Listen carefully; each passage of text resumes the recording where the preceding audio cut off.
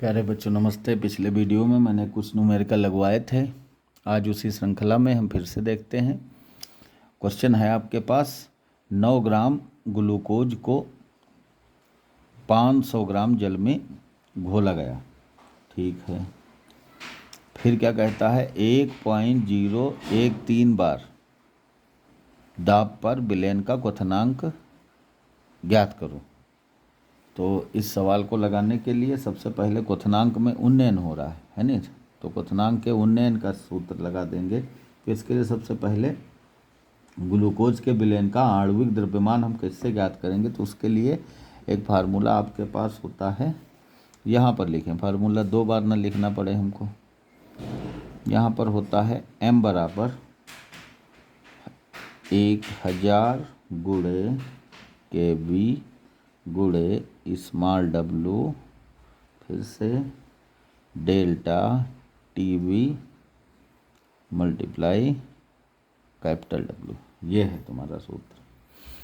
अब इसमें देखते हैं हमारे पास कौन कौन सी कंडीशन दी गई हैं जो हमारे पास हैं।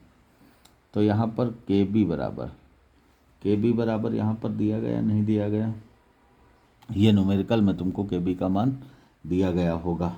तो यहाँ पर दिया गया है जो है 0.52 के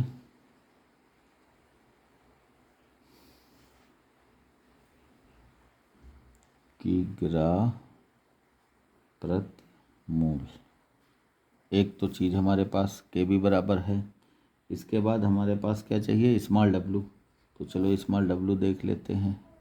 स्मॉल w है हमारे पास, काहे नहीं है भाई, 9 ग्राम ग्लूकोज को, है कि नहीं। तो यहाँ पर 9 ग्राम है ग्लूकोज की मात्रा। फिर आते हैं कैपिटल W की बात कर लेते हैं, है कैपिटल W भी है।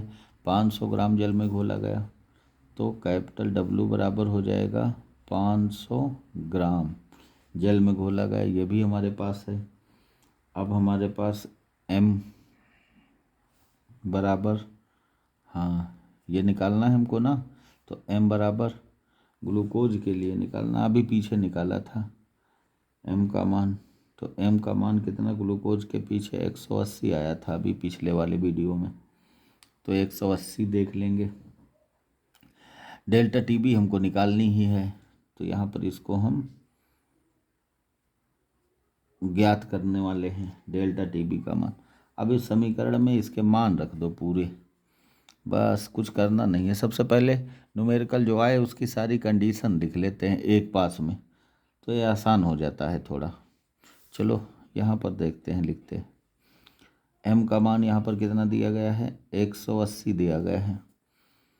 यहाँ पर फिर क्या है, 1000 गुणे kb का मान 0.52 है, गुणे W का मान 9 है।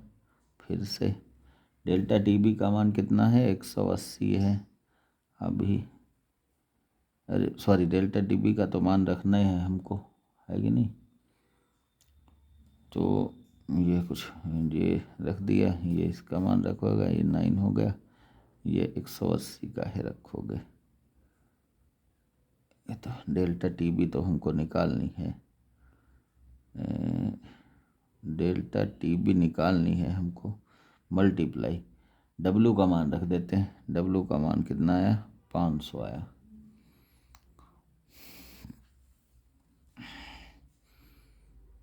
यहाँ पर रख लेते हैं अब, तो डेल्टा टी बी ये जो है दिखाई पड़ रहा है तुम लोगों को, हाँ अब तो ज़रूर दिखाई पड़ रहा होगा।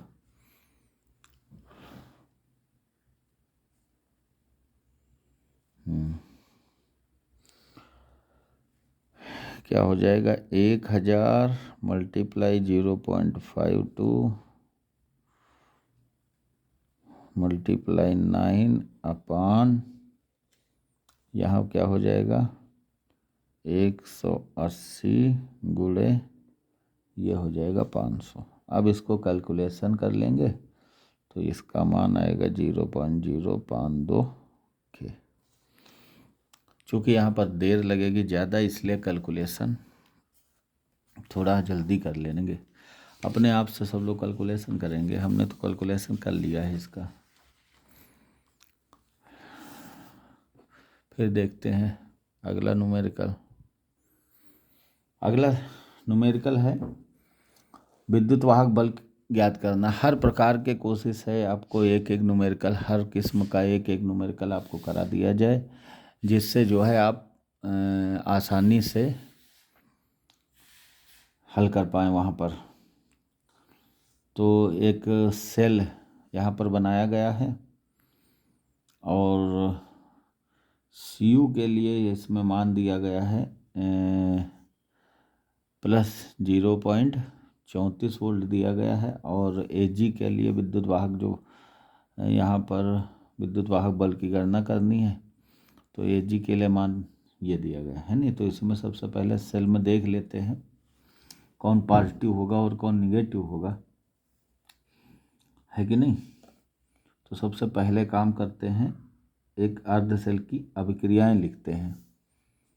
अर्ध सेल देखते हैं दो, एक ये अर्ध सेल हो जाएगा, एक ये अर्ध सेल हो जाएगा। तो क्या हो जाएगा, CU से क्या बन रहा है, CU प्लस बन रहा है नहीं। इसका मतलब क्या है, यहाँ पर +2 इलेक्ट्रॉन और लगा दिए जाए। मीन्स जब इधर 2 इलेक्ट्रॉन लग रहे हैं तो इसका मतलब है ऑक्सीकरण हो रहा है। यहाँ निश्चित बात हो गई, ऑक्सीकरण हो जाएगा भाई, है कि नहीं। और जब ऑक्सीकरण हो रहा है तो ये काम कौन करेगा, ये एनोड का कार्य करेगा, है कि नहीं। ये हो गया तुम्हारा एक कंडीशन। दूसरी कंडीशन क्या है, AG प्लस से क्या बन रहा है, AG से AG यहाँ पर बन रहा है नहीं। तो इसका मतलब यहाँ पर AG आएगा। तो इसका मतलब 2 इलेक्ट्रॉन लेने, 2 भाग इसको हम कर लेंगे।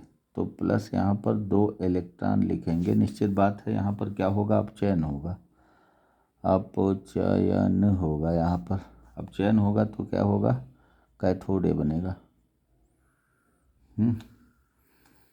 अब पूरी समीकरण देखते हैं क्या बनेगी। ये तो दोनों अर्ध समीकरण लिख ली गई। तो एक पूर्ण सेल क्या होगा इसका, तो ये बन जाएगा CU +2 AG प्लस से क्या बनना है, CU प्लस और +2 AG, है नहीं। ये पोर्शन होना है। अब तो आपको ये पता चल गया, पूरी अभिक्रिया लिख गई। अब वही अपना ई सेल वाला लगा देंगे फार्मूला, ई सेल। तो E कैथोड और -E एनोड। ऐसे सवाल बेटे आते ज़रूर हैं और इसमें कुछ होता नहीं है करने वाला, बस ये जान जाओ किसका ऑक्सीडेशन है और किसका अपचयन है। तो एनोड और कैथोड कायदे से समझ लेते हैं, बस इसके बाद ये सवाल लग जाएगा आसानी से। अब एनोड कौन बना था, कैथोड कौन बना था, कैथोड AG वाला था। यहाँ पर लिख लेते हैं इसका मान 0.80 माइनस, फिर क्या था 0.34, ये दोनों प्लस के थे। अब तो घटेंगे, जब प्लस के हैं तो घट जाएंगे। घटने पर कितना आएगा, 80 से 34 निकाल देंगे डायरेक्टली, ऐसा समझ लो तुम। तो ये बचेगा 0.46 वोल्ट आ जाएगा। आंसर आ गया, बहुत ही आसान है, स्क्रीनशॉट ले लो। ऐसे सवाल लगाएंगे आप लोग।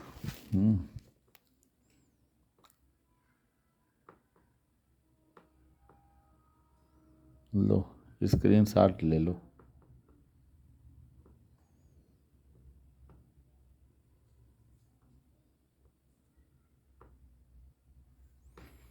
दिखाई पड़ा, ये स्क्रीनशॉट आप लोग ले लो इसका। स्क्रीनशॉट ले लिए, आगे देखते हैं क्वेश्चन। सिद्ध करो कि प्रथम कोटि की अभिक्रिया को 3/4 पूर्ण करने में लगा समय अर्ध क्रिया को पूर्ण करने में लगे समय के 2 गुना होता है। समीकरण, इस सवाल को जो है 2 स्टेप में लगाएंगे तब ये काम चल पाएगा। एक तो जो है 1/2 अभिक्रिया को पूरी करने में कितना समय लगेगा ये देखेंगे, और दूसरी बात देखेंगे कि यहाँ पर जो है 3/4, 3/4 का मतलब 75% हो गया है नहीं। चलो देखते हैं। सबसे पहले प्रथम कोटि की अभिक्रिया के लिए सूत्र लिखते हैं। के बराबर क्या होता है, के बराबर हो जाएगा 2.303 बटे टी log ए माइनस एक्स। अब इसमें मान लेते हैं, माना प्रारंभिक, ये तो बेकार लिख दिया, प्रारंभिक मात्रा, तो जो मान लिया प्रारंभिक मात्रा मान लीजिए 100 है, तो x बराबर कितना हो जाएगा 75 हो जाएगा। तो इसका मतलब इसमें सूत्र में मान 75 हो जाए, 3/4 भाग पूरा होने में कह रहा है। तो इसका मतलब बचा कितना, शेष बचना बचा a माइनस एक्स, कितना बचा x का मान 75% पूरा हो रहा है, 100 से 75 घटा देंगे डायरेक्ट हम, तो कर देंगे हम k बराबर 2.303 और यहाँ पर 3/4 अभिक्रिया है ना, तो लिख लेंगे log, और यहाँ पर हो जाएगा a का मान कितना है, a का मान 100 है, और यहाँ पर 100 से 25% बचेगा है नहीं, तो 25% पूरा बचेगा, x का मान है पूरा, 75% पूरा हो गया, तो यहाँ पर 25 बचेगा। 100 से डायरेक्ट लिख लेते हैं है नहीं, 100 माइनस 25, 75, 100 माइनस 75 हो गया, तो 25 बचा यहाँ पर है नहीं। तो टी का मान हम देखते, टी बराबर क्या हो जाएगी 2.303 और के,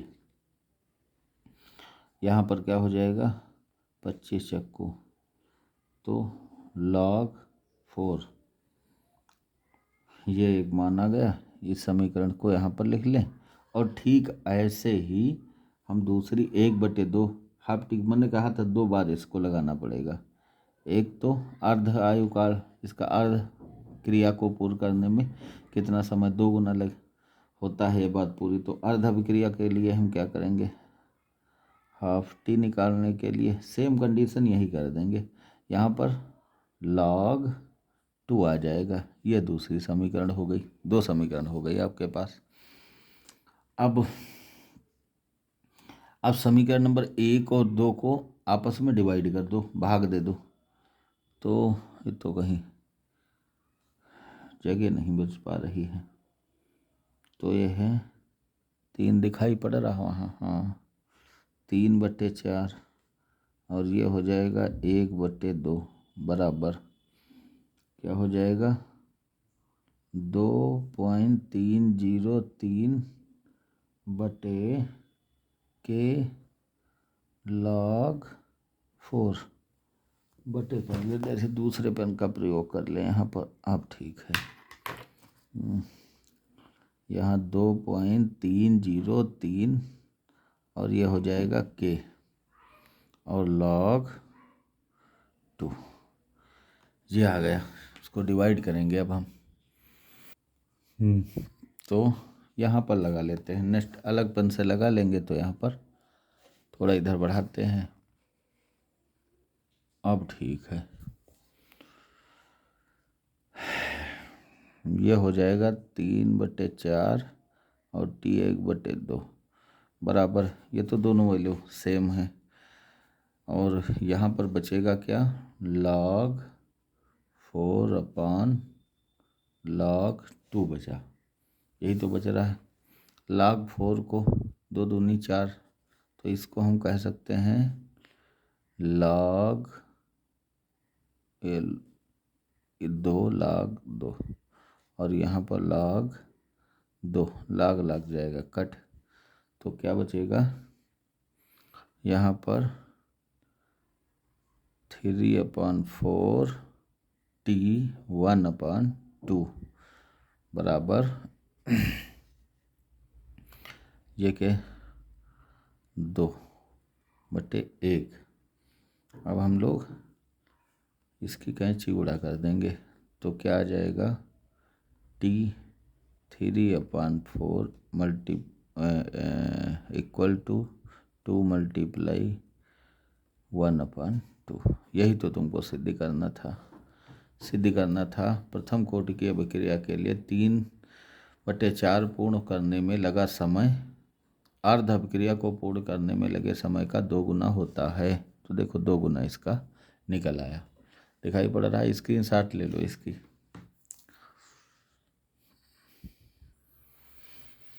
हाँ बच्चों, अगला क्वेश्चन है राउल्ट का वाष्प दाब अवनमन नियम लिखो। सभी बच्चे रट चुके हैं इसको, फिलहाल देख लेते हैं। राउल्ट का वाष्प दाब का अवनमन का नियम क्या था कि किसी विलयन के, लिख ही देते हैं, किसी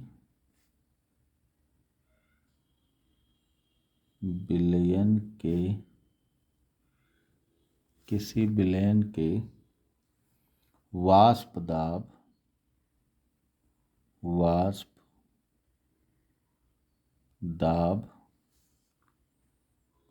का आपेक्षिक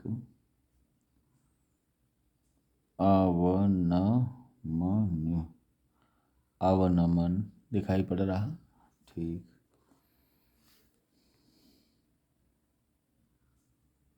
विलेय पदार्थ के मोल प्रभाज के बराबर होता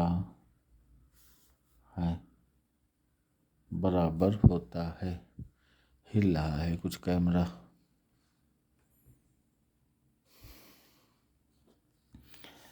हाँ देखिए, राउल्ट का वाष्प दाब मतलब किसी विलयन के वाष्प दाब का आपेक्षिक अवनमन विलेय पदार्थ के मोल प्रभाज के बराबर होता है। और इसका मतलब हो जाएगा P - PS/P equal to N1/N1 + N2। ये हो जाएगा। अगर आ जाए इसी में कि इसकी सीमाएं क्या हैं, तो आप सीमाएं भी इसकी लिख सकते हैं कि यह जो है नियम तनु विलयनों के लिए लागू होता है, सांद्र विलयनों के लिए यह नियम नहीं लागू होगा। यह नियम केवल अवाष्पशील पदार्थों के लिए, अवाष्पशील पदार्थों के विलयन जो होंगे उन पर लागू होगा। ये कुछ इसकी सीमाएं हैं। वैद्युत अपघट्य के विलयनों पर राउल्ट के नियम का प्रयोग नहीं होता है। जो वैद्युत अपघट्य हैं उन पर राउल्ट के नियम का प्रयोग नहीं होगा। अब हम लोग अगले सवाल की तरफ, इसका स्क्रीनशॉट ले लो। अगले न्यूमेरिकल की तरफ अगले क्वेश्चन की तरफ चलते हैं। अगला क्वेश्चन है परासरण दाब को परिभाषित करो। परासरण दाब किसे कहते हैं, इसकी परिभाषा आपको देना है। सभी बच्चे जानते हैं परासरण दाब क्या होता है। किसी विलयन का परासरण दाब वह बाह्य दाब के बराबर माना जाता है जिसे विलयन पर आरोपित करने पर परासरण की क्रिया रुक जाए। मतलब ऐसा दाब कि जब यह दाब हम लगा दें तो परासरण की क्रिया जो हो रही है वो रुक जाए, उसी को परासरण दाब कहते हैं। अर्थात हम ये कह सकते हैं कि एक अर्धपारगम्य झिल्ली से होकर विलायक का विलेय में प्रवाह का रुक जाना ही परासरण दाब कहलाता है। लिख दें, हमें लग रहा लिख देंगे तो ज़्यादा बढ़िया रहेगा। तो हम वही परिभाषा लिखते हैं कि किसी विलयन का परासरण दाब, किसी विलयन का परासरण दाब उस वाह्य दाब के बराबर माना जाता है जिसे विलयन पर आरोपित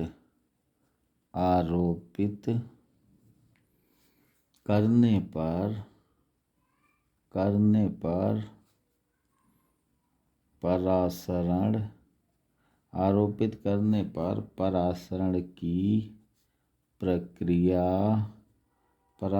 की प्रक्रिया रुक जाए। अब यहाँ बहुत समझाने की बात तो नहीं है, डायरेक्ट आप ऐसी एक डिफिनीशन लिख देंगे। परासरण दाब और विलेय के मोलर द्रव्यमान में संबंध तुमको बताना है क्या होता है। यहाँ पर संबंध भी उसने कहा है, इसका बताइए। परासरण दाब और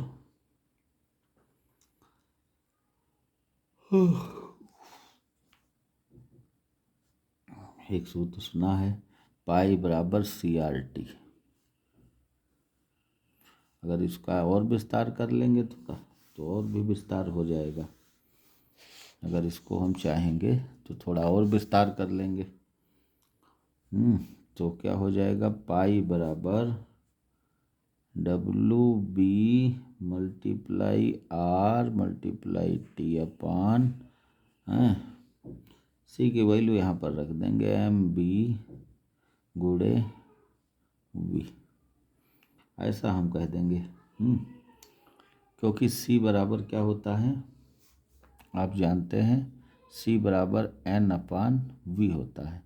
थोड़ा और हम इसको बढ़ा देंगे तो एक ऐसा सूत्र आ जाएगा। स्क्रीनशॉट इसकी ले लो, अच्छा है न्यूमेरिकल, सॉरी अच्छा है क्वेश्चन।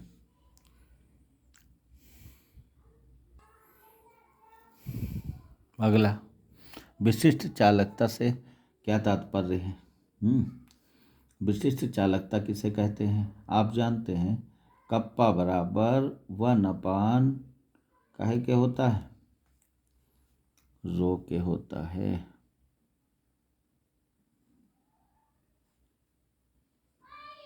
कोई विशेष कठिन नहीं है, आप इसी से परिभाषा आराम से लिख सकते हैं। क्या लिखेंगे, किसी चालक का विशिष्ट प्रतिरोध,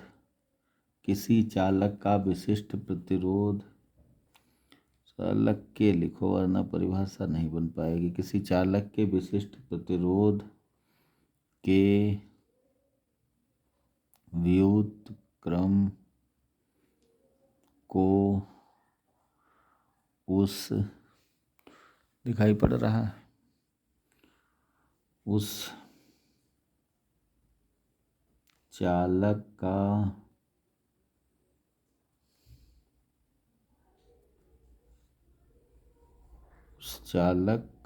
की विशिष्ट चालकता कहते हैं। बहुत ही आसान है। विशिष्ट चालकता के लिए इसका मात्रक पूछ लिया जाता है। मात्रक जरूर इसका भाई याद रखेंगे आप, है नहीं। क्या है, ओम इनवर्स सेंटीमीटर इनवर्स, ऐसा कह सकते हैं। मात्रक इसका जरूर याद रखेंगे। स्क्रीनशॉट ले लो, अच्छा है नहीं।